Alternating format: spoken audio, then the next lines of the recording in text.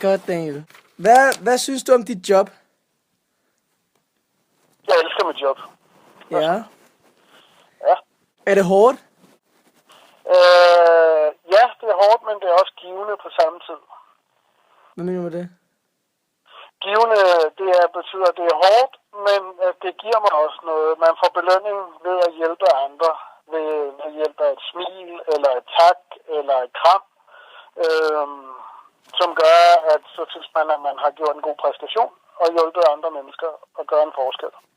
Det kan jeg godt lide. Okay.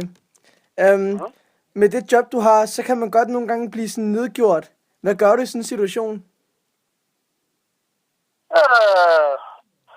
Enten så tager jeg ligesom en samtale med personen om ligesom hvorfor at de nedgør.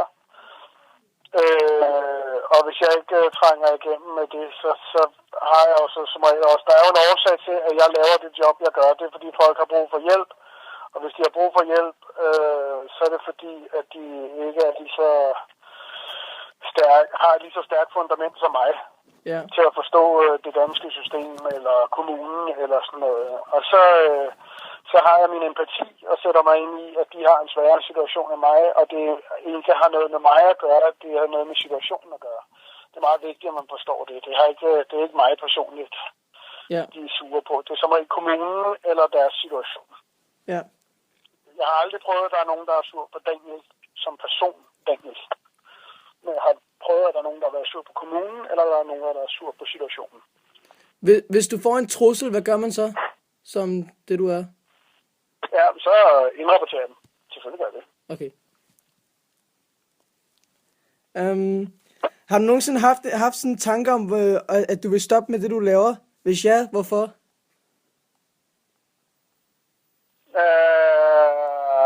Nej. Ikke stoppe med det, jeg laver. Men jeg har nogle gange tænkt, nu skal jeg fandme have ferie. Altså, men nej, stop nej. Jeg elsker mit job. Så stop nej. Det er ikke 10 vilde heste, der nu får mig til at stoppe. Okay. Hvis der opstår problemer med den, jeg nu ved ikke, hvad det hedder, jeg kalder det patient, ikke også? Men jeg ved ikke, hvad man kalder det. Borger. Hvad sker der så? Ja, så er jeg til for det samme. Jeg er der jo til at løse problemerne. Nej, ja, okay, men hvis du sådan får problemer med borgeren? Ja, så prøver jeg at løse dem. Ja, okay. Hvad med frihed? Har du tid til det? Altså familie og sådan noget? Ja. Det har jeg. Okay. Jeg er blevet bedre til det. Og tage mig tid. Men det er klart, i nogle tidspunkter, så brænder tingene på, så er der. Andre tidspunkter, så går det lidt mere smertefrit. Det er sådan give and take. Det forstår de fleste borgere heldigvis også. Ja. Der er selv inklusiv. Har du nogle gode råd til kommende socialrådgiver? At man skal bange for jobbet. Ja. For ellers så udbrænder man. Og man bliver lynhurtigt spottet i, hvis det er, at man ikke brænder for jobbet. Ja. Hvis man er så meget for at skulle have smør på brødet, så er det en meget, meget svær et meget, meget svært jobbeskrivelse. Det skal være noget, man brænder for. Ja. Ja, så brænder man lynhurtigt ud. Fordi det er hårdt psykisk. Okay. Mm? Ja, det var sådan set det. Det var mit spørgsmål. Det var et godt spørgsmål. Dem kunne jeg godt lide. Det var tænkt over.